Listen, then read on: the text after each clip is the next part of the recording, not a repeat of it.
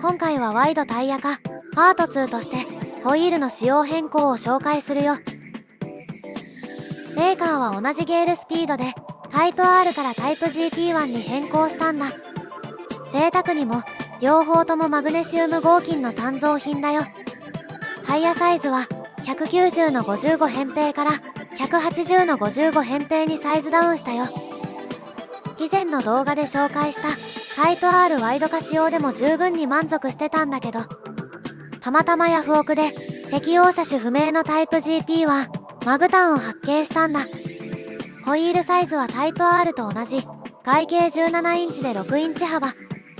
リアだけの出品で取り付けられる車種が不明なだけに入札者がウプ主だけだったからそこそこ安く買えちゃった。出品写真ではブレーキ側形状がタイプ R とは違ってる。うまいこと他社で流用できるものを見つけられるかなと思いながら落札したよ。最悪ウプ主の設備があればあれこれ部品を自作すればなんとかなるかなって打算もあったけどね。それとホイール重量についても興味があったんだ。同じメーカーのデザイン違いのマグホイールでどのくらいの重量差があるんだろう。で、ホイール重量の比較は動画の後半にまとめたよ。レース車両用のホイールだったみたいで、ブレーキディスク取り付け形状が特殊だね。特殊というか純正ホイールっぽい。普通の車外ホイールは、ベースのホイールは汎用で、両側ハブ形状で車種別に適用させてるケースが多い。多分レース用なだけに、ダイレクト感や軽量化を狙って、ディスク直付けを前提にしてるんだろうね。ブレーキブラケットが入れられないから NSR や 10R のディスクは使えない。取り付け寸法としてはボルトの PCD が 85mm で内径が 67mm だね。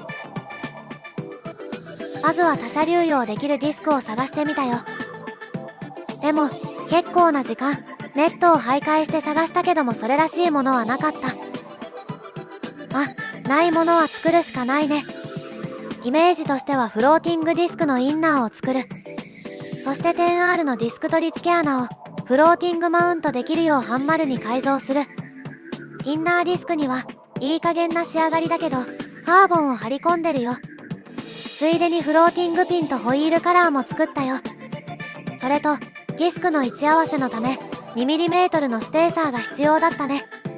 自作品を組み合わせてブレーキディスクの完成だね。キャリパーマウントは T2R のものをホイールに合わせて加工した。ホイールが入るようにピボット周辺を削り込んだ形だね。そんなカンナで無事に装着できたよ。スプロケ側の形状や寸法は先に履いてたタイプ R と同じだったからスプロケハブは共通で使えたよ。このホイールに履いたタイヤはビレリのディアブロで180幅の55扁平。でも実際の幅は少し幅広で 180mm 以上あるね。180幅タイヤだと標準はリム幅 5.5 インチだけど6インチ幅も許容範囲なんだ。タイプ R に履いてたタイヤが BS の RS10 で190幅の55扁平。でも実際の幅は少し狭い感じ。ピレリの太めの180幅と BS の細めの190幅だけど見た目はほとんど一緒。実際に並べて比べてみたけどピレリの方が太いくらいだったよ。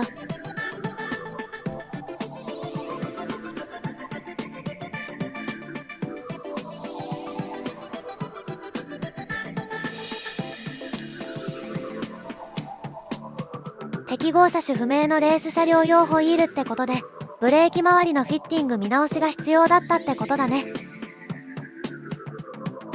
念のためスイングアーム単独でクリアランスを確認するよ。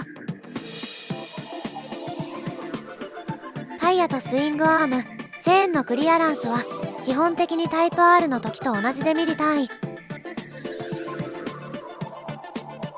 なかなかの極物改造だね。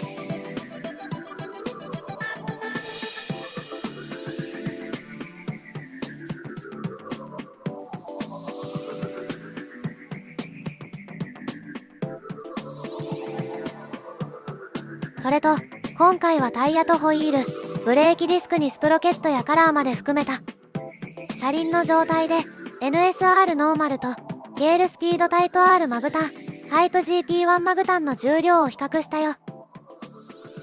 最初は NSR ノーマルホイールのセットだよ。これはアルミの鋳造品だね。持った感じでずっしり重い。タイヤはブリヂストン S11 で150幅の60扁平。スプロケなんかもノーマルで重量は 13.8kg。次はタイプ R ホイールに自作のスプロケハブにアルミのスプロケアカラーのセット。タイヤはブリヂストン RS10 で190幅の55扁平でセット重量は 12.1kg。最後にタイプ GP1 ホイールのセット。タイヤはピレリディアブロで180幅の55扁平で重量は 11.4kg。条件が色々と違うけど、一番細い NSR ノーマルが一番重いって結果だね。ププ主は ZX10R 用の車外ホイールをいくつか持ってるから、そのうちメーカーやタイプ違いでの重量差を測ってみようと思ってるよ。